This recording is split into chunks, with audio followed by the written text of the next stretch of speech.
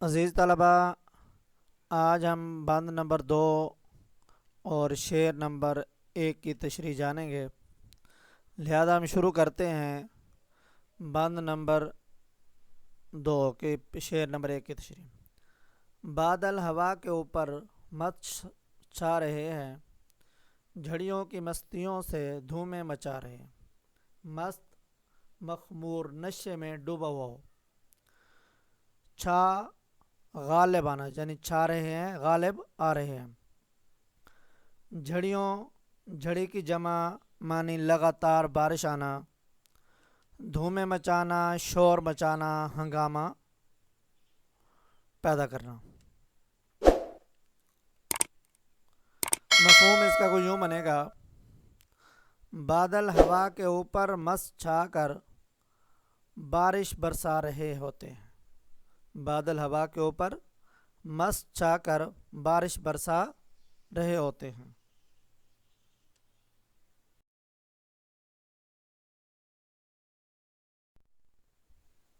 تشریح: اس شعر میں شاعر بیان کرتے ہیں کہ برسات کے موسم کی جب آمد ہوتی ہے تو بادل ہوا کے اوپر مست چھا رہے ہوتے ہیں، بادل خوشیاں منا رہے ہوتے ہیں، زمین پر ہر طرف پھولوں کی رونقیں نظر آتی ہیں، آسمان کی خوبصورتی بڑھتی چلی جاتی ہے، مختلف بادل آسمان پر چڑھ رہے ہوتے ہیں، خوشی سے ادھر ادھر جا رہے ہوتے ہیں، آسمان کی رونق بڑھا رہے ہوتے ہیں۔ بقول شاعر: دلکش سما ہے دل شادماں ہے، دلکش سما ہے دل شادماں ہے، برسات کی رت جانے جہاں ہے۔ اللہ تعالیٰ کی قدرت کے نظارے نظر آ رہے ہوتے ہیں، بادل جھوم جھوم کر بارش برسا رہے ہوتے ہیں، زمین پر پانی ہی پانی نظر آتا ہے، آسمان پر بارش کے قطرے زمین پر موتیوں کی طرح گر رہے ہوتے ہیں، وہ قطرات زمین پر گرتے ہی زمین کی تر و تازگی میں اضافہ کرتے ہیں۔ انسانی نگاہیں اللہ تعالیٰ کی طرف دیکھ رہی ہوتی ہیں اور اس کی رحمت کا نظارہ کر رہی ہوتی ہیں۔ جیسا کہ شاعر نے کہا: یہ منظر سہانا یہ دلکش سما، یہ منظر سہانا یہ دلکش سما، یہ پیاری زمین یہ حسین آسماں۔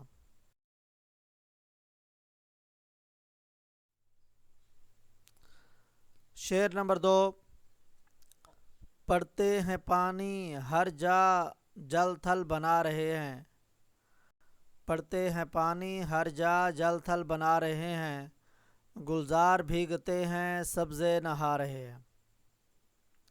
الفاظ میں نے ہر جا ہر جگہ، جل تھل کیچڑ، گلزار باغ، بھیگتے تر ہونا گیلا ہونا۔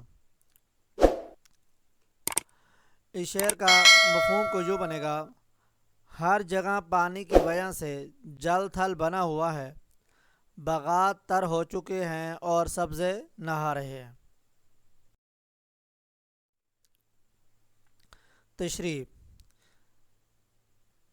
اس میں شاعر نے بتایا کہ پانی جو زمین پر گرتا ہے، پانی جو زمین پر گرتا ہے اس قدر پانی زیادہ ہوتا ہے کہ ہر جگہ کیچڑ ہی کیچڑ نظر آتا ہے، باغات بھیگ رہے ہوتے ہیں، سبزے نہا رہے ہوتے ہیں۔ اللہ تعالیٰ کی رحمت اپنے جوش میں ہوتی ہے، زمین پر بسنے والے انسان اللہ تعالیٰ کی قدرت کے حسن کو دیکھ کر اللہ تعالیٰ کی بے ساختہ زبان سے تعریف بیان کر رہے ہوتے ہیں، اللہ تعالیٰ کی رحمت کے طلبگار رہتے ہیں۔ پانی اس قدر زیادہ ہو جاتا ہے کہ خشکی اور تری میں فرق نظر نہیں آتا، ہر طرف پانی ہی پانی نظر آتا ہے۔ ایسے معلوم ہوتا ہے کہ دنیا ایک سمندر بن چکی ہے، اور ہر طرف بہاریں ہی بہاریں نظر آتی ہیں۔ زمین پر اس قدر پانی بڑھ جاتا ہے کہ گھروں اور گلیوں میں جل تھل بن جاتی ہے۔ گرمی کا زور ٹوٹ جاتا ہے۔ پھولوں اور پھلوں کے شگوفے اور غنچے تر و تازہ ہو کر کھل جاتے ہیں۔ ہر طرف ہریالی ہی ہریالی نظر آتی ہے۔ جو باغات خشک ہو رہے ہوتے ہیں برسات کے موسم میں نہا کر تر و تازہ ہو جاتے ہیں۔ ہر طرف خوبصورت اور سہانا منظر نظر آتا ہے۔ جیسا کہ شاعر نے کہا، نہیں ہے کچھ فرق بحر و بر میں، نہیں ہے کچھ فرق بحر و بر میں، کھینچا ہے نقشہ یہی نظر میں، کہ ساری دنیا ہے ایک سمندر، بہاریں جس میں نہا رہی ہیں۔